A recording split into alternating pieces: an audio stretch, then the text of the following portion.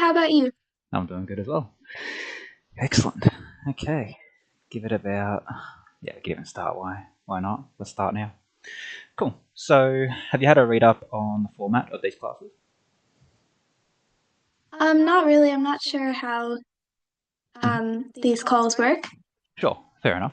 So, basically, the way it typically works is before class, I ask if anyone has any questions, right? And the idea is that you submit questions beforehand that you want to see go live, and we can do those in advance, right? We can do those live together, and we just answer those questions one by one until we get through everyone's question. Only then do we typically go through the actual curriculum stuff, which is just where people are typically are at. Obviously, it's the first time we're launching this, so I'm not expecting anyone to know it immediately off by heart. So I guess the first thing I would ask for you is, do you have any specific questions that you're currently looking through as far as your studies go? I don't really have many questions. I think I'm just here for the lesson. Yeah, fair enough then. No worries. Cool. So as far as the curriculum goes, currently we are going through modules 1 and 2 of polynomials. So have you been introduced to polynomials before? What are they again? So yeah, that's fair enough. So polynomials are kind of like quadratics. It's where you have a bunch of terms that are raised to a power. So you'll have like an x to the power of something, and usually there'll be some sort of coefficient there. I guess before we get into too many details, can you see all the different little screens I've got? Yeah. Yeah, so I've got the screen share, which covers like the main lecture content, and I've got another screen which is just for any handwritten notes that we do. Cool. But okay, that's polynomials. Have you been introduced to that before? I don't think so. No. Okay, that's fair enough. So, how about the quadratics that I mentioned, like x squared, that sort of thing? Yep, I've done quadratics before. Yeah, so this isn't too much different to what quadratics is. A lot of the stuff that we do here will be very similar to how we handle quadratics.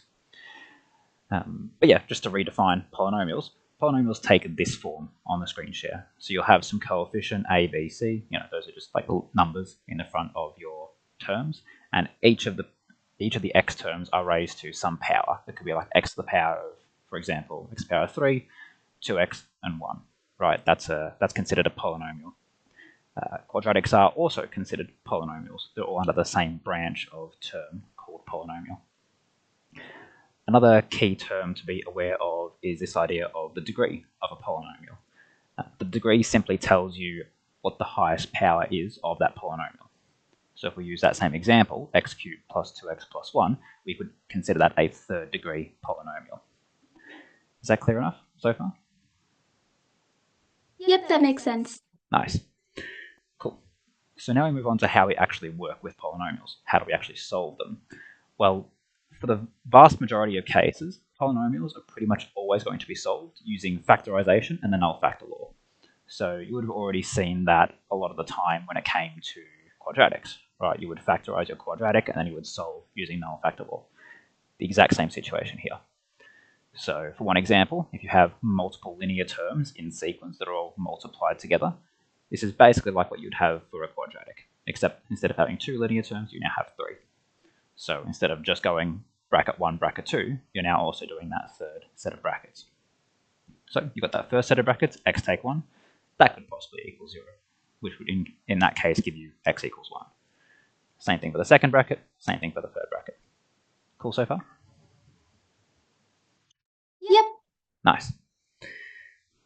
There is also the other possibility of having non-linear terms in there as well. For example, you could have a quadratic term as another product. Under those circumstances, you would attempt to try and factorize your quadratic or solve it however else you prefer to solve quadratics. Usually factorization is a nice enough approach. So you still go term by term using null factor law because those are two things that are multiplied together. But when it comes to solving that quadratic, obviously you have to rely on the quadratic methods of solving quadratic. So x take 1 equals 0 gives you x equals 1, nice and easy. And this one here I've just solved using factorization. You've of course got other methods. You could complete the square, you could quadratic formula, anything like that will also work for solving that. Fair enough? Yeah. Nice. Now, there are certain cases where you won't be able to solve that quadratic if there is a quadratic term in there. And so under those circumstances, that term will not contribute any solutions to the overall answer.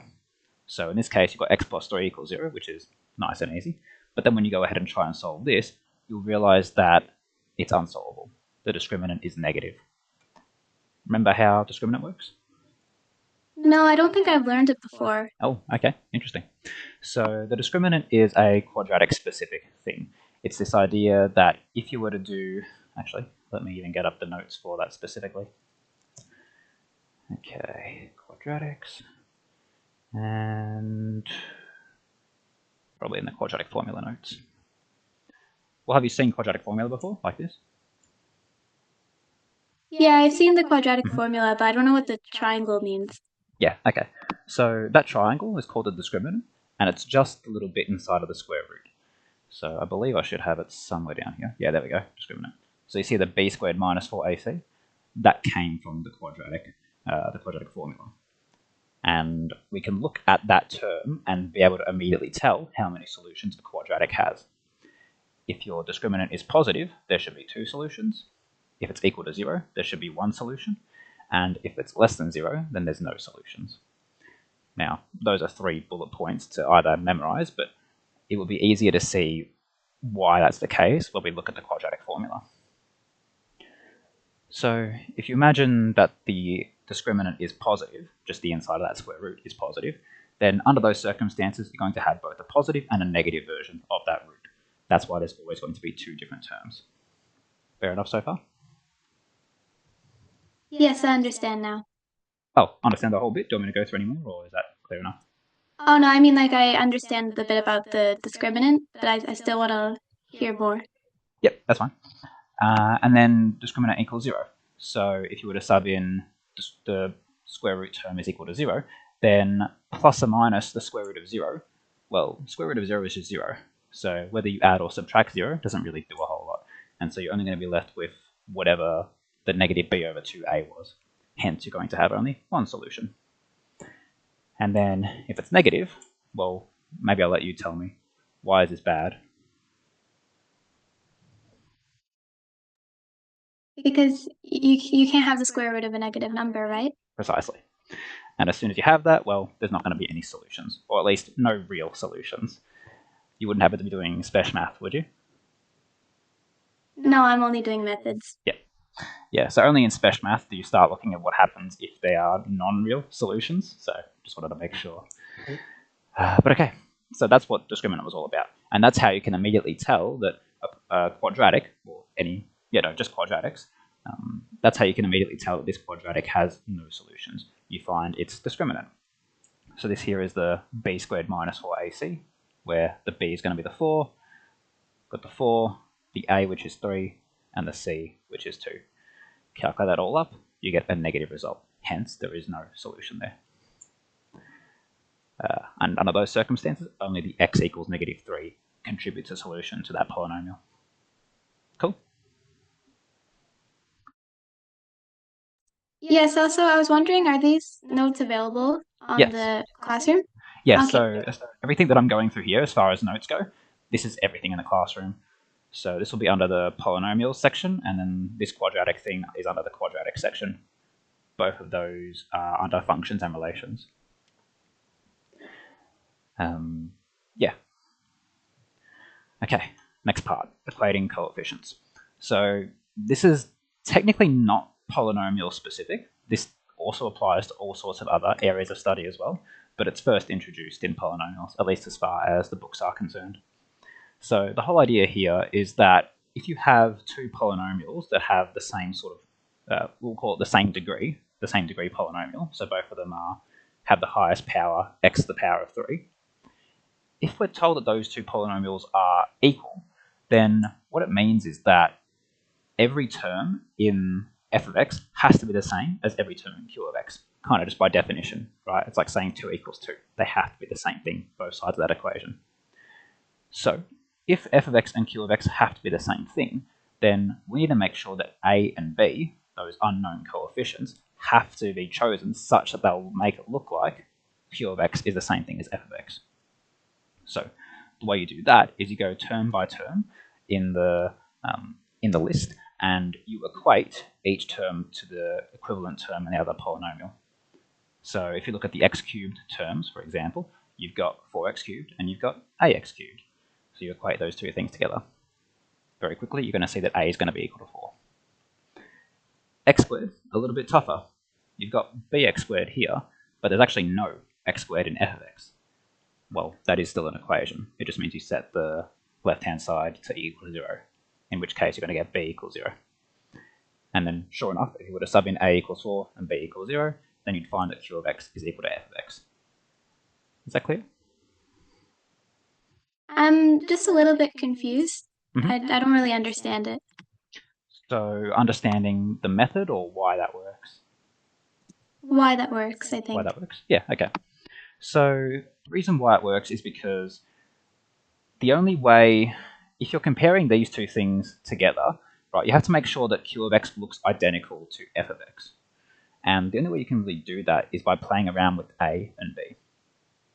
So it's like, let's see, if we had like an analogy for what those x terms could be, like, you know, the classic example, like let's pretend that x is an apple. Like let's say x cubed is apples, x squared is bananas, and, you know, 8 is just something. The idea is that you want each individual unique term to be identical in both scenarios. So it's like saying if I have 4 apples here and a apples here, then if those two things are the same, then they have to be 4 apples. If I have b bananas here and no bananas here, then this b must be equal to 0. You look at each individual x term, each x to the power of something, as its own unique thing, and then you compare both of those together to make them equal to each other. Is that a bit clearer? Yep, that makes sense now. Cool. Yeah, just looking at each of those terms as unique things. Here's another example, a little bit tougher, because when you directly compare f of x and h of x, it's a lot harder to see how those are related to each other. In fact, what could you tell me about f of x and h of x? How might they be related to each other? Well, what do you mean by that? Yeah, so there's what similarities can you see between them? Just spitballing anything. Maybe the second one is a factorized version of the first one? Yeah, precisely. Even more specifically, you could call it a completed square form or maybe a turning point form of the quadratic. Yeah, so main point being these are both quadratics. But because they are of different forms, it makes it very hard to compare what those two things would be. So the first step of this solution, at least as far as I would be looking at, would be to complete the square of f of x. Now, there's a couple of ways you could do it. You could either complete the square of f or just expand h. Either way, both will get you to the same sort of situation. You want to get them in the same form so that you can compare them a bit easier. How have you been with completing the square? I haven't done it in a while, but I think I'm pretty good with it. Okay, that's good. So I've just got the direct conversion here, but you might have learnt it a different way, where you like halve the b term and then subtract the square of the bracket thing, whatever that looks like for you. Both methods work. But okay, all we're doing is completing the square there. If you were to complete the square of f of x, you get it into this form, and now you can directly compare those two forms to each other. I've got h of x, so I've got f of x on the left and h of x on the right, and so all you do is go term by term. This is the spot in the front of the brackets, that means a must be equal to 6. This is the spot inside of the brackets, so b must be negative 2. This is the spot outside of the brackets on the right hand side, so c must be equal to negative 10. Okay? Yep, I understand. Nice. This is what I was mentioning earlier. You don't necessarily have to complete the square. You could just take that turning point form and just manually expand that out yourself. Although that might be a bit harder to do because, well, if you expand this squared term out here, you're going to get x squared plus b squared plus 2bx. You're starting to work with a lot of letters and numbers, which might make things a bit more complicated. You know, bring the a through and then just sort of compare. You've got ax squared and 6x squared, so a must be 6. You've got negative 24x and 2abx, and so suddenly now it's getting a bit more complicated with how you handle things because you need both a and b to solve that. And then finally your constant, right? That's a constant there, that's a constant there, and your 14. Bit harder to keep track of, isn't it? Yeah, will I ever need to solve it that way? Or is it just easier to do the other way?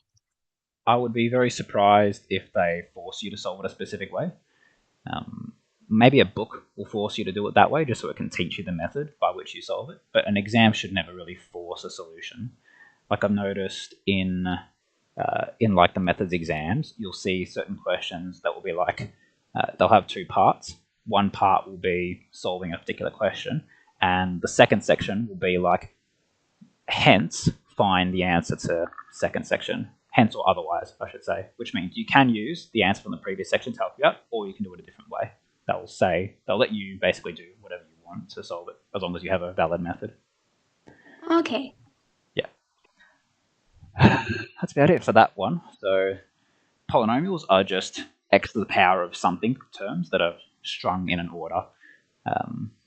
And so polynomials technically covers a whole lot of things. It covers linear, it covers quadratic, and as you'll see later on, it covers cubics, quartics, and all sorts of things.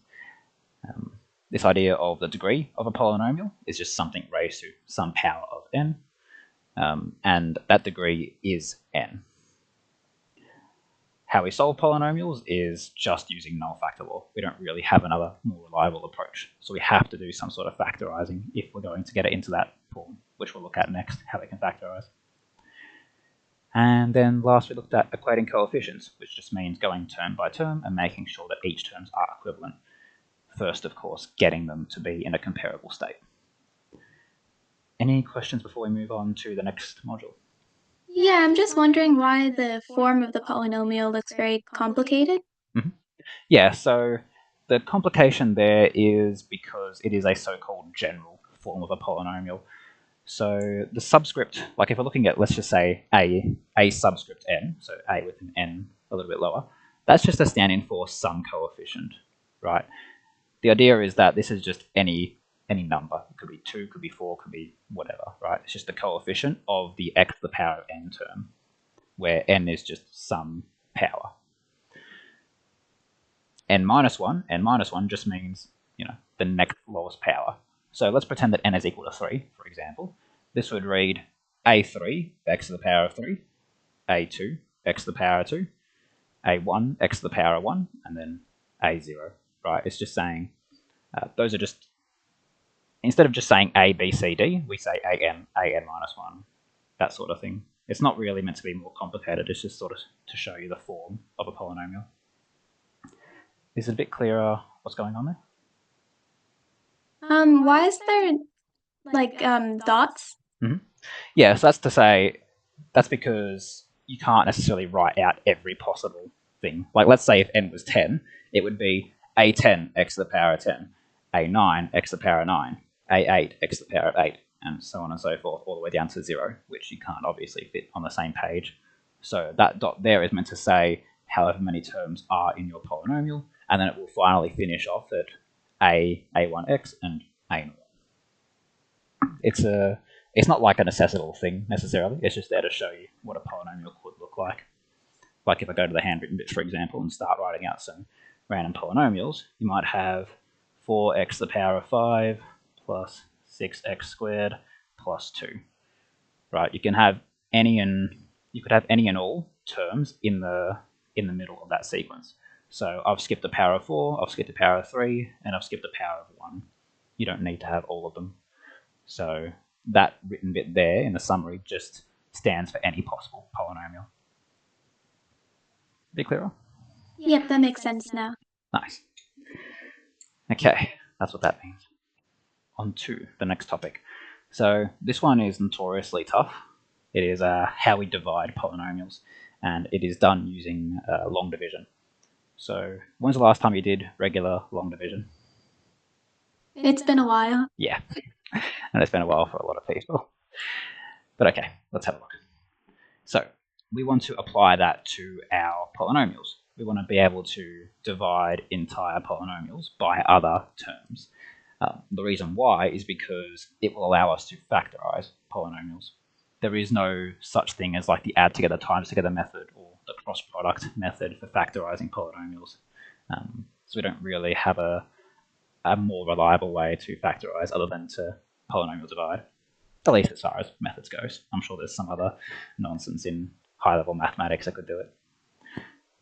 But okay, so how it works is we follow this sort of 5-step procedure, and you'll see that the way it typically works is that you're repeating steps over and over again until you get to the final, until you get to the end.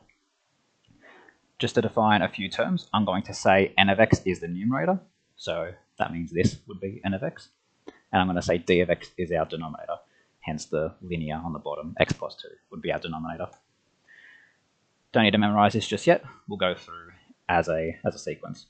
In fact, because I have the opportunity to, I will also handwrite it myself, just because it'll be a bit easier to see how that goes as we do it in a sequence.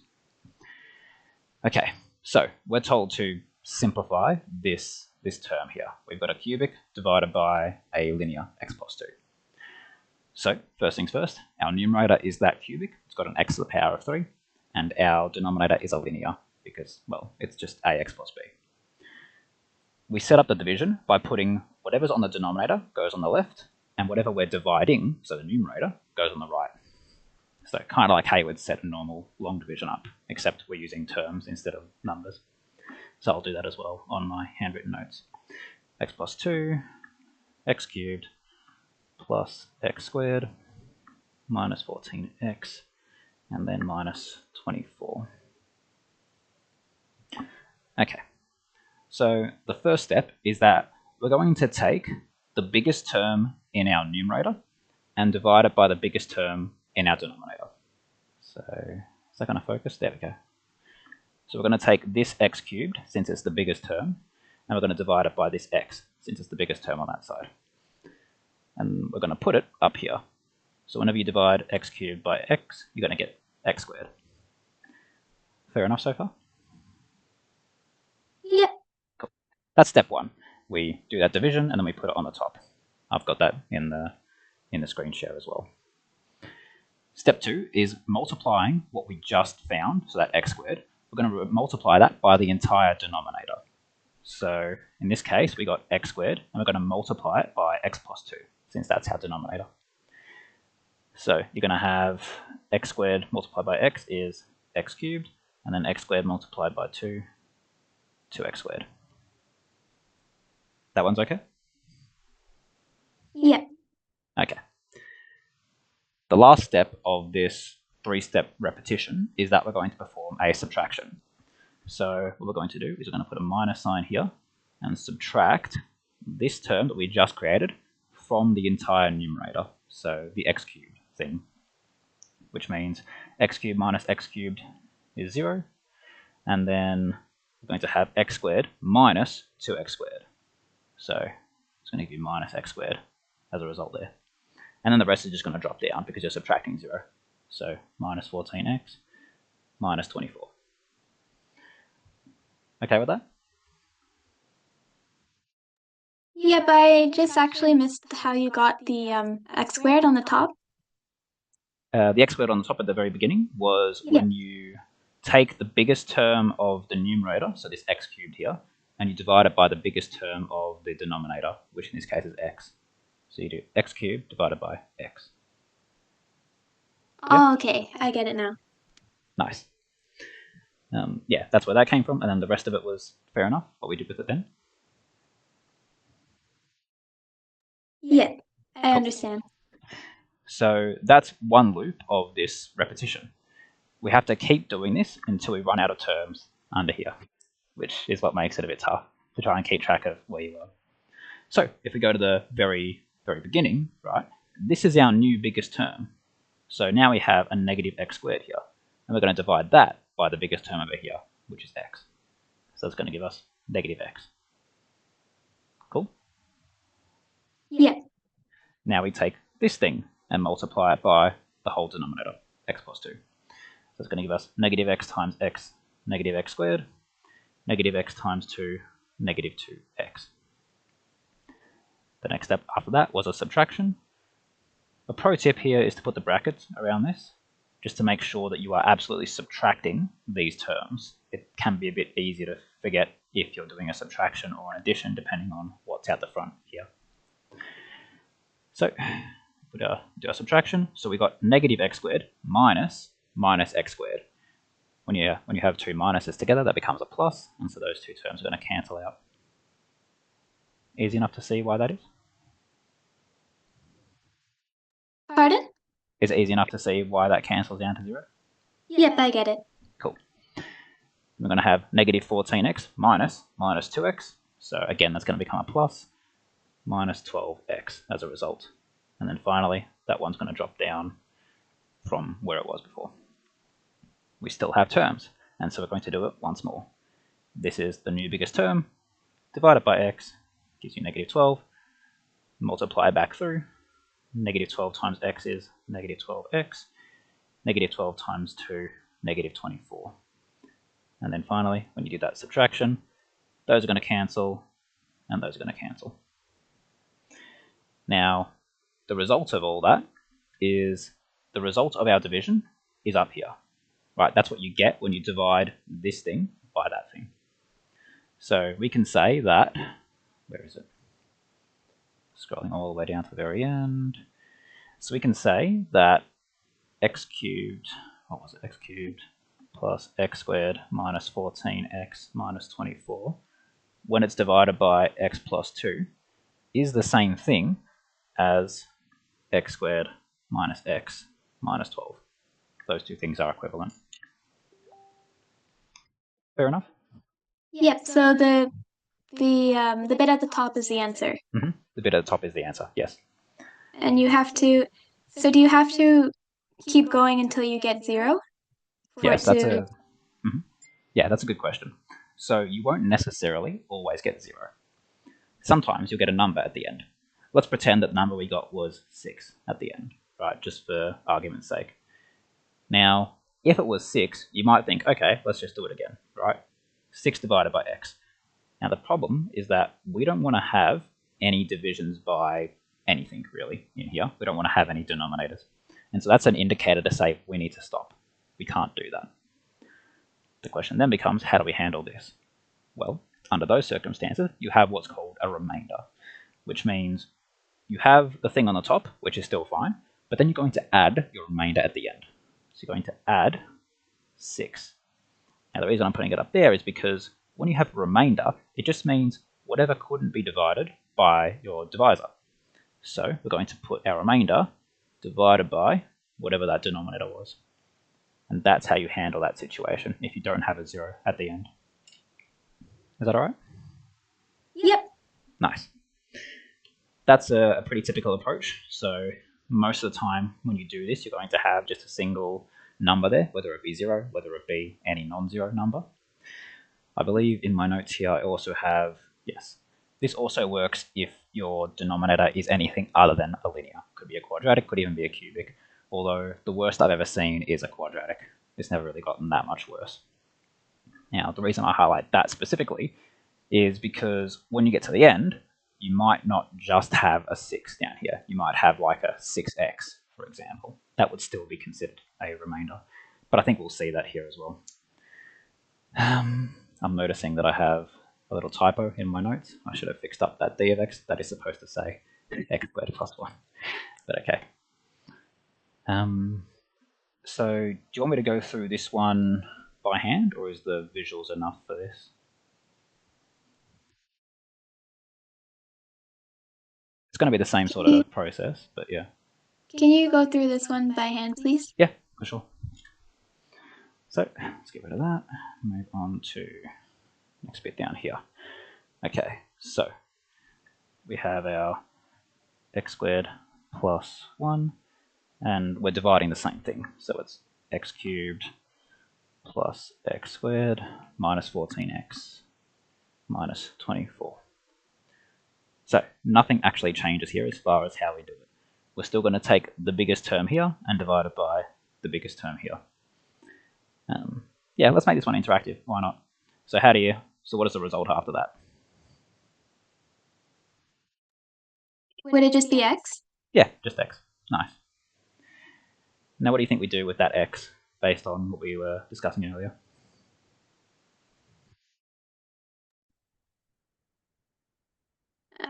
Do we multiply it back? Yeah, multiply it back. Nice. So what's the result after multiplication through this? So would you do x times x squared so you get x cubed? Yep.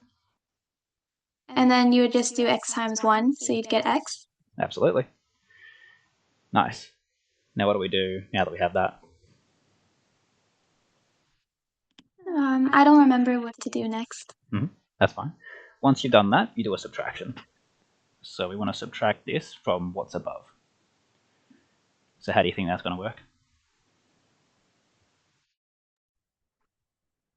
So now we just, so that'd be x cubed minus x cubed, so that'd just be 0. Yep. And then x cubed minus, I'm sorry, x squared minus x would just be x. Close. So whenever you have terms that have different powers, you actually can't add or subtract them from each other. So that's where it gets a little bit trickier. Right. So this x squared is actually going to drop all the way down. So there is nothing to subtract for x squared. But you do have a negative 14x here, and you can subtract x from that. So it might not always line up. If you want to, the way, if it makes it easier for when you're doing this by hand yourself, you can put the terms in the spots that you expect them to be. Like you can put a 0 here, and you can put a plus, I think which one was it? Yeah, it was plus x. You can put the plus x here just so it can be a bit easier to see what you have to subtract and what drops down. But yeah. Anyway, so that's the only one we have left to do. What will that be? Oh, it'd just be, so it's negative 14x minus x? Yeah. So then wouldn't it be negative 15x then? Absolutely. Okay. And then what do we do with this negative 24 at the end? It just drops down. Drops down. Absolutely. Cool. Okay, that's that result. We should do one of these. Now what do we do now that we have this result?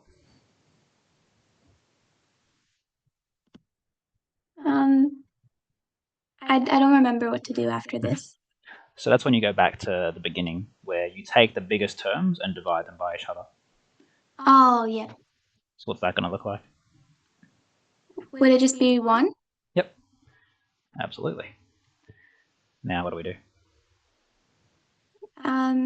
Now we multiply it back. Yep. That's good. So would it be x plus 1? Like, would we do that bit times x squared plus 1? Only this bit. So only the bit that we just had. Oh, only 1? Yeah, only 1. So then it'll just be the same thing, x squared plus 1. That's good. X squared plus 1. And now what do we do with that?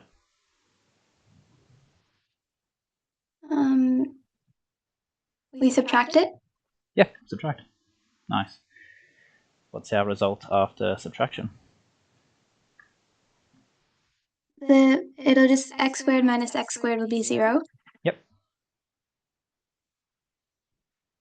And then the negative 15x drops down. Yep.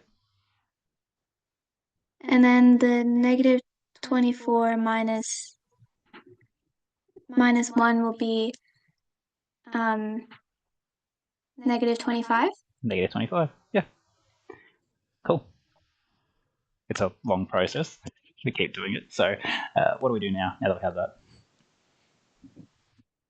Now we find the biggest term and divide it by the biggest term in there. So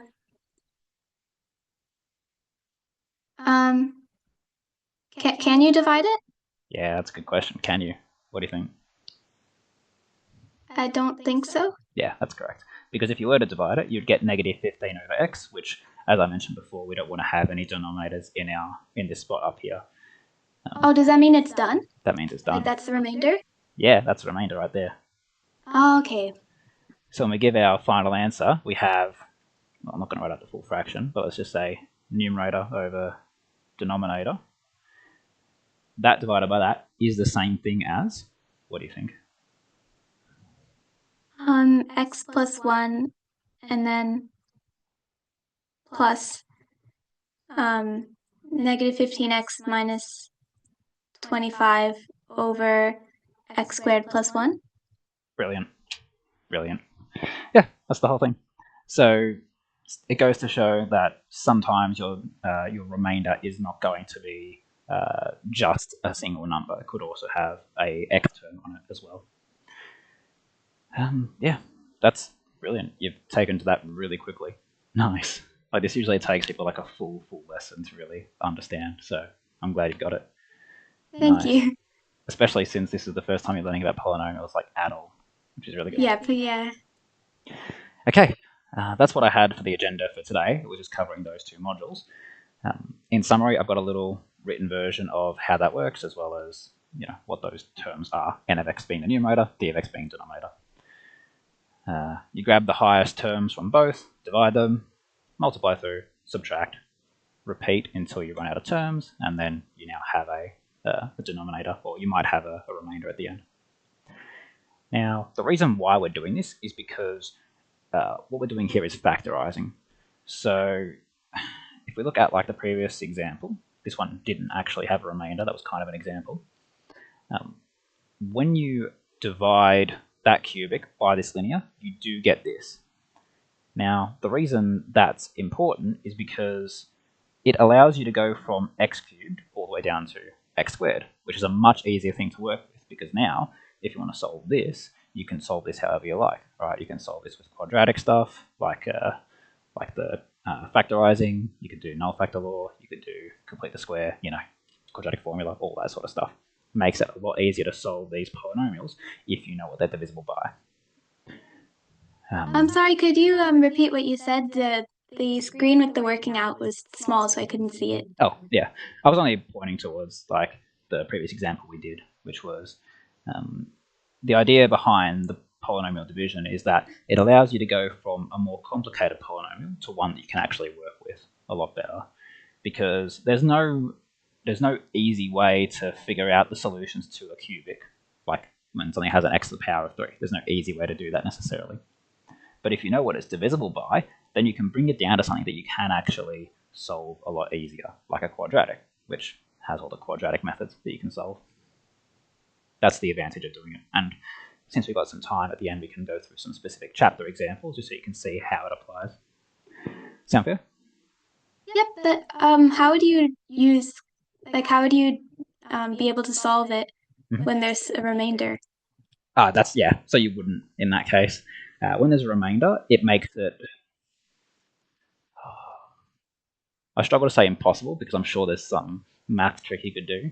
But as far as the way we work with things, we solve polynomials with factorization and null factor law.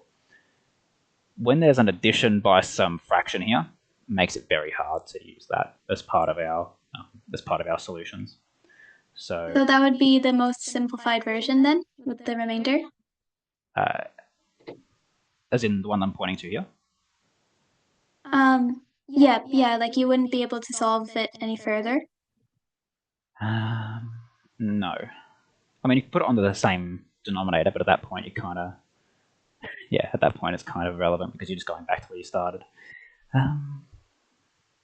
Yeah, that would be considered a completed polynomial division. Yeah, there's probably nothing else you could really do with that. The kind of questions that would be asked about this, well, we'll see. We'll see which ones get asked about this. Okay, so there's the 6a stuff that we were going through before, which is just generic polynomial stuff. If you were to focus on any one of the topics we covered, which one do you think it'd be? Which one do you want to focus on? I think the polynomial division. Yeah, that's a good idea. Okay, so polynomial division. So we've gone through a couple of examples as to how to just do it. That's a kind of thing where it'll just take a bunch of repetition to really get that down. Now, let's see, where's an application of it? Divide. Yeah, you might see this stuff where it says, prove that the linear is a factor of a polynomial. When you think of the word factor, what does that usually mean? If you think about the factors of something. The numbers that can multiply to make that? Yeah, absolutely. So using a similar logic, what do you think it means if a linear term is a factor of a polynomial? It multiplies to create that polynomial? Yeah. So I guess another way of thinking about factors is that it is a number that's divisible. So you would say like 3 is a factor of 6 because it is divisible by 3. It's a bit nicer to talk about things in terms of division in this case. So to prove that a term is a factor of another term simply just means that if I were to divide the two things, I should get a remainder of 0. There should be no remainder after division. Otherwise, it's not perfectly divisible. Fair enough on how that works then? Yes. Yeah. So when you get up to like a question like this, when it says prove that they are a factor, it just means divide the two things together and then have a remainder of 0 at the end. If there is a remainder of 0, then it is. If it's not, then it's not a factor. I don't know if it slipped my mind, but the bit at the top there, when we were putting all of our results, like whenever you did the division at the very beginning, that's called the quotient, the result after division. So when it says find the quotient and remainder, it just means grab the top bit from our division and the remainder at the end. Divide, write in a form. Yeah, so they kind of spice up the questions occasionally. Like you see here that you've got a cubic divided by a linear, and they say write it in this form. What do you think that means? How might you go about doing that? Question 7a, I should say. You just need to rearrange whatever answer you got into that form. How do you mean? So as in try to rearrange this left-hand side here?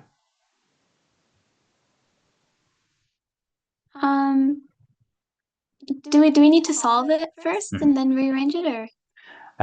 So you'll probably find that you won't need to necessarily solve it.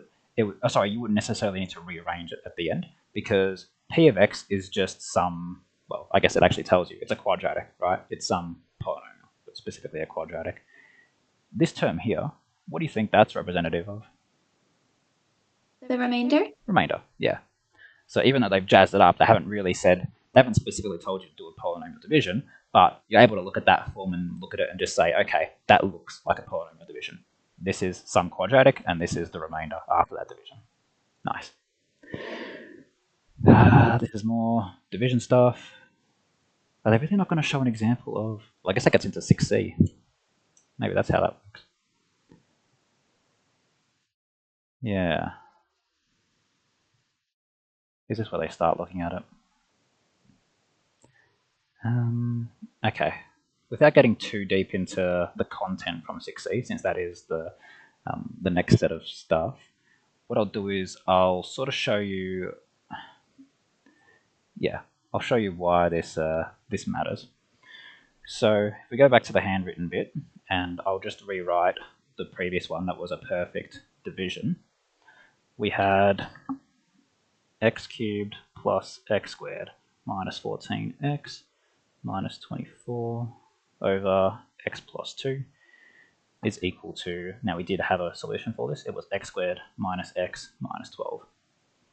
Now, to give you a bit of an idea as to why that actually mattered, we're going to multiply both sides by x plus 2. We're going to get the denominator to the other side. So we're going to have x cubed plus x squared minus 14x minus 24 is equal to x squared minus x minus 12. And all of that is multiplied by x plus 2. Okay. Now here's the reason why what we did matters. If I told you to solve this for function equals 0, solve that for x, you wouldn't be able to do it. There's no real, at least as far as knowledge you have currently, there is no way that you're going to be able to solve that. But this is the same thing as this. We figured that out just by simply multiplying both sides by x plus 2. If I told you to solve this, you do now have the knowledge of solving that. So what this technique allows you to do is get it from a situation where it can't be solved to a situation where you can use the knowledge that you have to solve this. So this will be a bit of revision. How do we solve that right-hand side?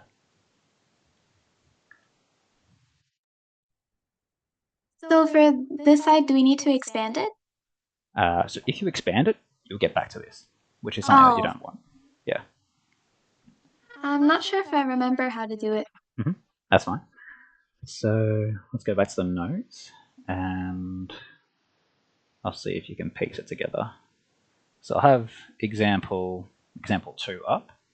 Have a brief read of what we did there, and see how that might apply to what we have on the handwritten bit.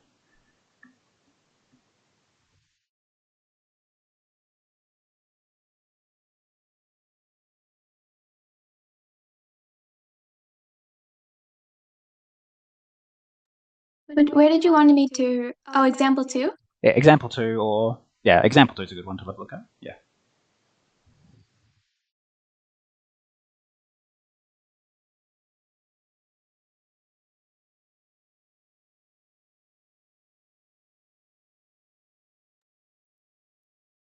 I'm still not too sure how to do it. That's okay. So what is going on in example 2? Maybe you can tell me that. How do we solve that?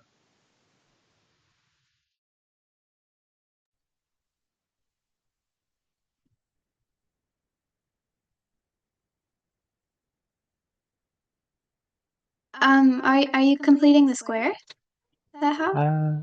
Yeah, okay. That could be completing the square, yeah. That could also be done just by the add together times together method, but yeah, completing the square would also get you there. But basically, yeah, that's like a very specific part of what we're solving.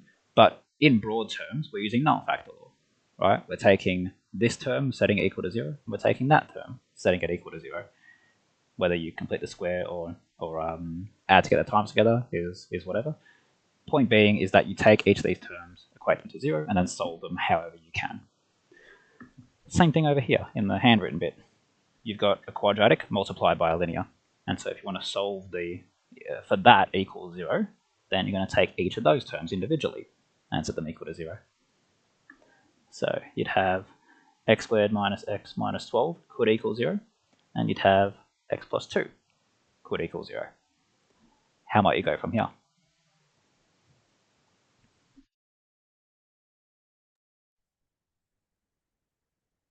I'm sorry, I don't really remember using the null factor law. It's been a long time. Oh, okay. So yeah, so null factor law was what we covered in the first document there. It's this idea that when you have multiple things that are multiplied together that equals 0, then any of those things that multiply together could equal 0. So it's like saying if I have an expression, like a really, really simple one, if I have 2 times 0, that equals 0. Or I could have 0 times 4, that equals 0. Right? Instead of having specific numbers, I could have A, B equals 0. Those are two things that are multiplied together that equal 0.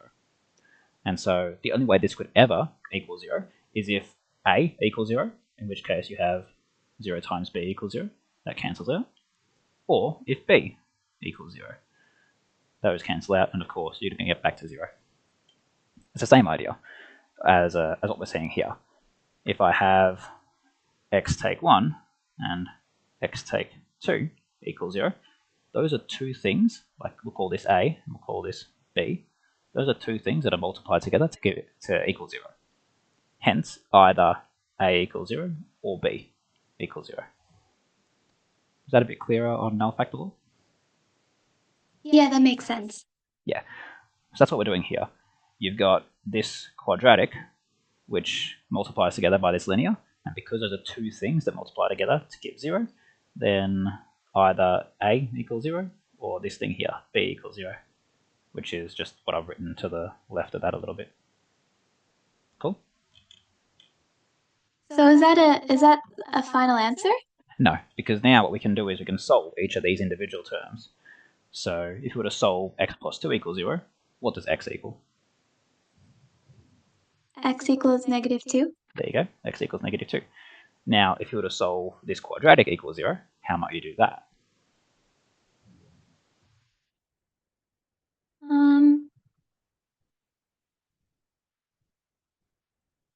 Would you add 12 and x to the other side? Not quite. So the way we solve quadratics, there's three main methods that you can use. In fact, I'll even get up my notes on specifically quadratics so we can have a look at that.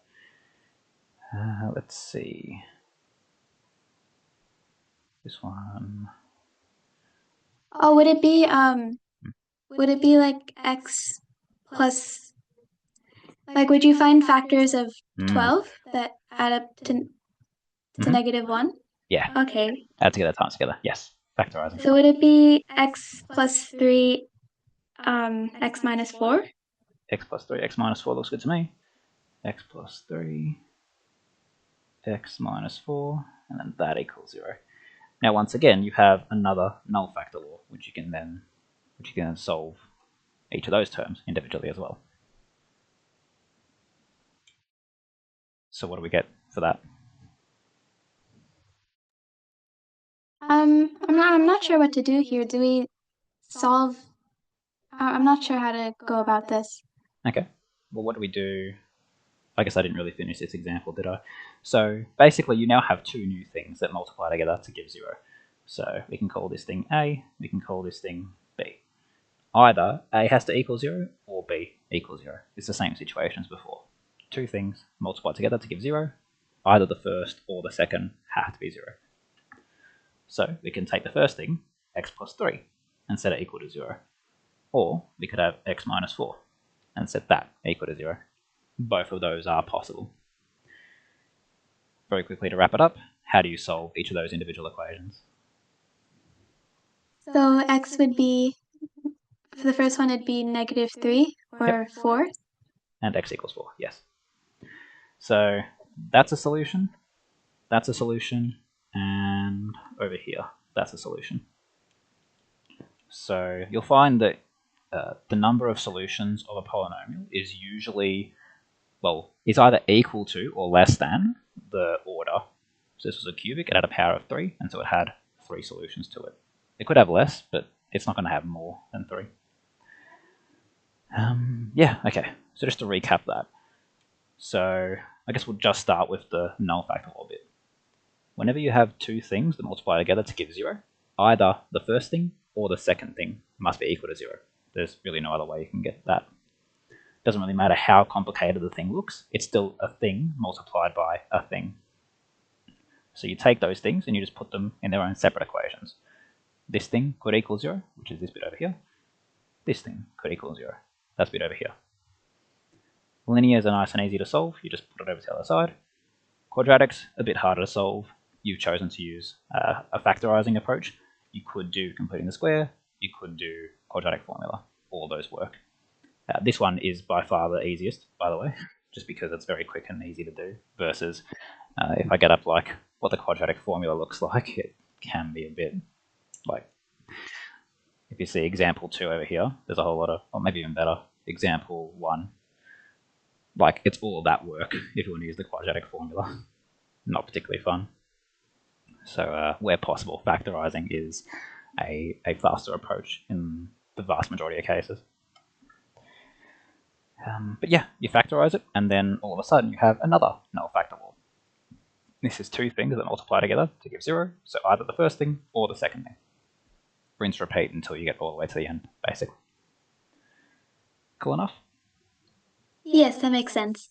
Nice. Okay, that's that one. So that's just a reason why we polynomial divide, because if I go back to the handwritten bit, if I just had this x cubed thing, and I didn't know anything about it being divisible by x plus 2, I couldn't solve this. Right? If I didn't have a way to figure that out, then there's no real nice way to go about it. But because I knew it was divisible by x plus 2, and I knew that the quotient, what you get after dividing, is equal to that, then just by doing some simple rearranging, we can now solve that cubic where we otherwise couldn't. Cool? Yes. Nice. So that's not really what 6b is all about. 6b is pretty much exclusively just doing the division and getting used to doing how that division works. I just wanted to show you where it was headed off to. In the next chapter, you'll find that there's some technique that you can use to actually figure out what it's divisible by. You won't have to be necessarily told. You can figure out what it's divisible by. But that's another chapter thing.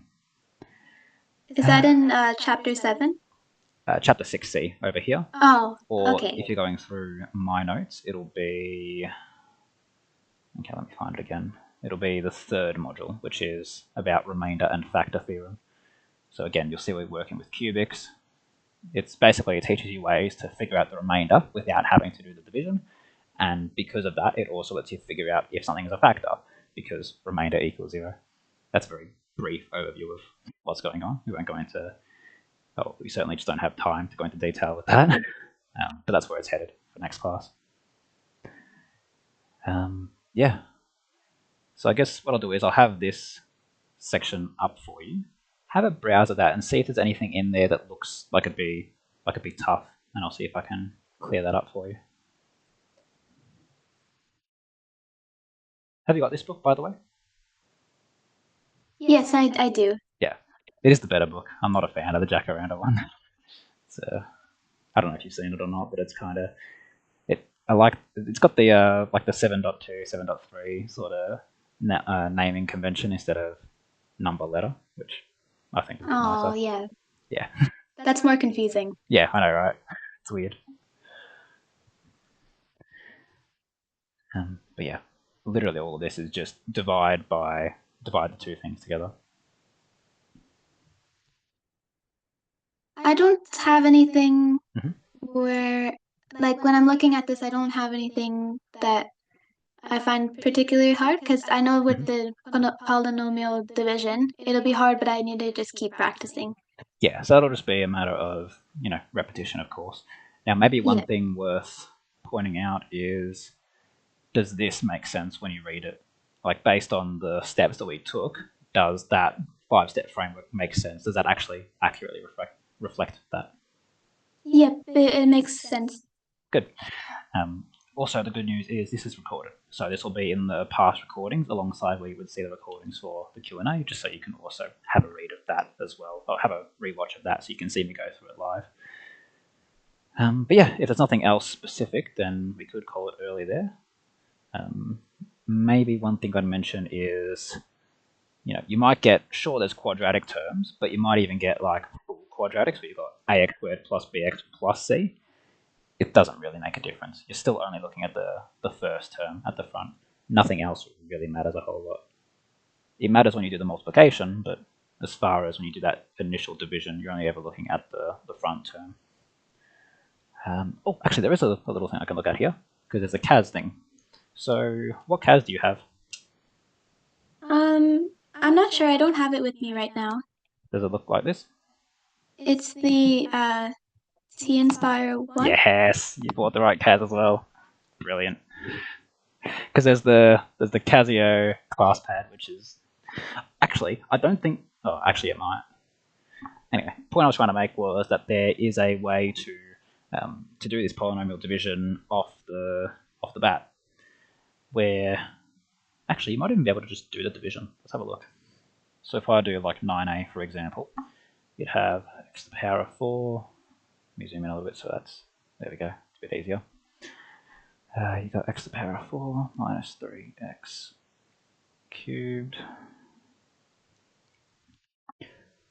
No, just x cubed. What am I looking at? Minus x cubed plus 7x plus 2. And if we divide that by x squared plus 2x minus 1, 2x minus 1, does that just do it? No. Okay. So if it doesn't just do it, then I believe it's under polynomial, yeah. So you'll see some terms that you should now recognize, remainder and quotient of polynomial. That will immediately tell you what happens to it after division. So if you want to do polyquotient, so it's just the quotient after division, then all you would do is take the top up here. I'll just copy and paste it. By the way, do you know how to highlight things yet? No, I'm not really familiar with my calculator yet. So this button I'm holding here, the shift button, it pretty much works identically to how your computer works. So you can use this little touchpad to go up and down on things you've already done. If you click left or right, you can go into it. Holding shift allows you to highlight something, kind of like it. Well, I guess it really isn't. Oh, okay. Yeah. Anyway, holding shift highlights it. Control C, so hit the control button and then C on your CAS. and then go back down, Control V. It has a copy and paste. Not a So it's lot of just people know that. this, and so it's just the same as like a regular laptop, like a keyboard. Yeah, I figured this Okay. out after year 12. Imagine that. Awful. But okay, so that's the thing that should go in the first spot, and then the second spot will be the divisor. So again, Control C, Control V, and if I've remembered the right order, it should give me, yep. So that's what you get after dividing.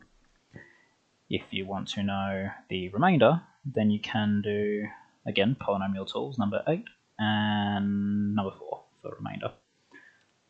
You're just going to copy the exact same syntax just meaning what I've written in that order, and that should give you the remainder after division if there is one, which there is, 9 minus 10x. Okay, that's a brief look at what the CAS can do as well to help you out with this. Let's see, was there any other polynomial terms before we head off? 23, 8 polynomial tools. I mean, there is, but nothing you'd bother looking for. There's better ways of doing it than going through there. Those are the main ones you might want to look at if you get the CAS. Alright, that's about it for this class then. I appreciate you coming along. Enjoyed a nice little private tutoring class because no one else was available. Yeah, I think it's still the beginning of the year, Yeah. so more people will come in soon. Yeah, I'm sure. It's a very crowded community currently. It's like what, over 250 people? I'm Yeah, sure it'll eventually pick up. yeah. But okay, I guess what are your thoughts? Was it a decent lesson? Yeah, it was. I learned quite a lot actually. It was good. Brilliant. Love it. Yeah, hope to have you around for longer. That's about it then. So you can still reach out to me if you have any questions as part of winning the competition. You do have DM access directly to me rather than having to wait Yep. for someone else in the community to answer them. And yeah, hope you win it next week as well, so we can keep doing this. Yes, thank you for the lesson. Take care. Thanks, Athena. Bye. Bye.